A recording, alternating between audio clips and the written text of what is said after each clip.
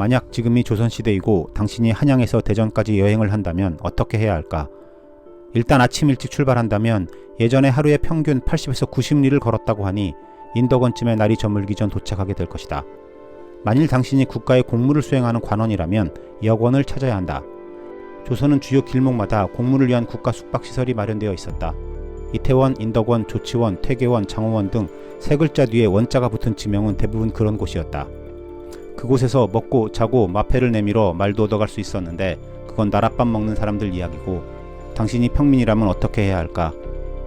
당신이 양반일 거라고 생각하지는 마라. 당신은 95%의 확률로 평민이거나 노비였다. 물론 양반이어도 공무가 아니라면 여권을 이용할 수는 없었다. 제일 먼저 떠오르는 것은 당연히 사극에서 본 주막일 것이다. 당신은 막걸리 한 잔에 국밥 한 그릇 사 먹고 따뜻한 방에서 등 지질 요량으로 주막을 찾으려 할지 모르지만 그 전에 당신이 어느 시기에 여행을 하고 있는지 생각해 보아야 한다. 아직은 조선에서 주막이라는 것을 찾을 수 없을지도 모르기 때문이다. 선조 때 판서 윤국형이 쓴 갑진만록에 이런 글이 나온다.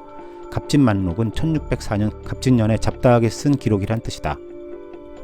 중국에는 방방곡곡 점포가 있고 술과 음식, 수레와 말을 가지고 있어 천리길을 가더라도 은자 한 주머니만 차면 필요한 물건들을 모두 살 수 있어 편하다. 하지만 우리나라에는 사고 파는 것이 무엇인지 몰라서 오직 농사밖에 모른다.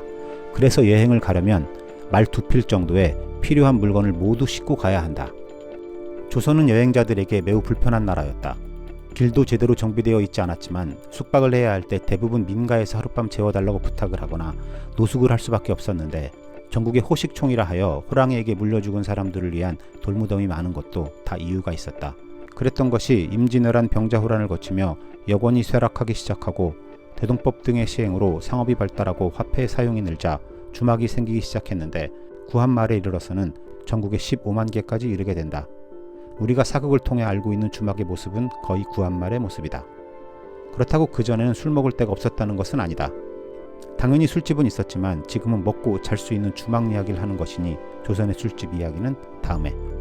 주막의 시스템. 주막을 주로 이용한 여행자들은 과거를 보러 가는 선비들이나 보부상 등이었는데 영남에서 서울로 가는 최단거리였던 문경세제 같은 곳에는 주막거리가 형성되기도 했다. 주로 술을 먹으면 안주는 공짜로 주고 술이나 밥을 먹으면 숙박은 공짜거나 아주 저렴한 비용만 내는 시스템이었는데 주막마다 직접 담근 술을 팔았고 식사는 밥과 김치, 나물이 대부분에 식후 뜨거운 누룽지가 나왔다고 한다. 우리가 알고 있는 주막의 대표 음식인 국밥은 18세기 게장국에서 시작되었고 구한말의 소고기를 사용하면서 육개장, 선짓국 등이 선보이기 시작한다. 방은 보통 2개 정도가 있었다고 한다. 그냥 알아서 들어가 자는 시스템인데 3병 정도의 방에 최대 20명까지 자기도 했다고 한다. 목침은 아무거나 쓰면 되고 이불은 없었고 온돌방은 아주 뜨거웠다고 하니 좁은 찜질방을 생각하면 될 듯한데 구한말 외국인들의 눈에 뜨거운 온돌방은 신기함을 넘어 곤혹스럽기까지 했던 모양이다. 영국 여행가 이사벨라 버드 비숍은 조랑말의 말린 똥까지 떼는 주막의 방은 늘 과도할 정도로 뜨거웠다. 섭씨 33도가 평균 온도이고 자주 그 이상 올라간다. 숨이 막혀 문이라도 열면 호랑이가 나온다며 문을 닫게 했다. 몸을 지지게 하는 끔찍한 온도를 조선인들은 무척 좋아했다고 말했고 미국인 선교사 무스는 따뜻한 온돌이 곤충의 배양기 역할을 해서 한겨울에도 벌레를 볼 수 있다. 어떤 주막에나 벌레를 쉽게 볼 수 있고 어떤 곳은 너무 바글바글해서 발 디딜 틈도 없었다 라고 말했다. 방의 더러움과 냄새에 대해 불만을 늘어놓는 외국인들이 꽤 많았는데 문화의 차이로 볼만한 것들도 있지만 주막과 비슷한 의미인 중국의 반점은 밥반 가게점, 음식점의 방점이 있고 일본의 수곡은 씻고 자는 것에 방점이 있다면 우리의 주막은 애초에 술주의 장막막이다. 대충 장막으로 가린 곳에서 자더라도 술은 한 잔 해야 한다는 우리 민족의 술사랑은 자는 것에 대해 별로 신경 쓰지 않아서인지 방의 청결 상태는 그다지 좋지 않았던 모양이다. 주막의 결제. 조선실학자 황윤석의 기록에 따르면 술은 한 잔에 15푼, 식사는 40푼, 숙박은 10푼 정도여서 하루치 숙박비가 한 양 정도면 말사료비까지 충분했다고 했다. 적어 보이지만 이 글을 쓴 황윤석이 관리로 받은 연봉이 200냥 정도였으니 일반인들에게 그리 적은 돈은 아니다. 이 가격은 구한말에 이르면 3배 정도로 뛴다. 물론 돈으로만 받았던 것은 아니다.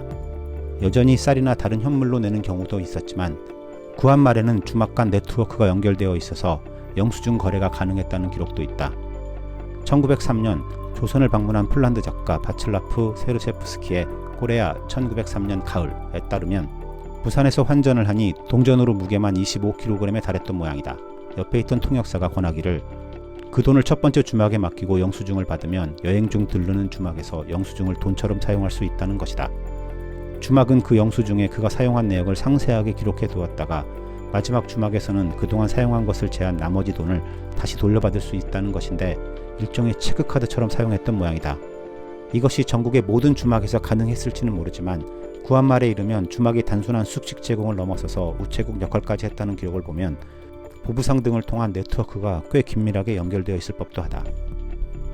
일제강점기 전국에 15만 개까지 퍼져 있던 주막은 일본의 주세 정책의 강화로 술이 제조와 판매에 대한 규제가 심해지면서 술을 직접 만들어 팔던 주막들이 사라져가기 시작한다. 마지막 주막으로 알려져 있던 경북 예천의 삼강주막은 주모 유옥련 씨가 2006년에 사망함으로써 역사 속에서 사라졌다. 예천군은 삼강주막을 민속문화재 134호로 지정하고 지금은 옛 모습처럼 복원해 놓았다.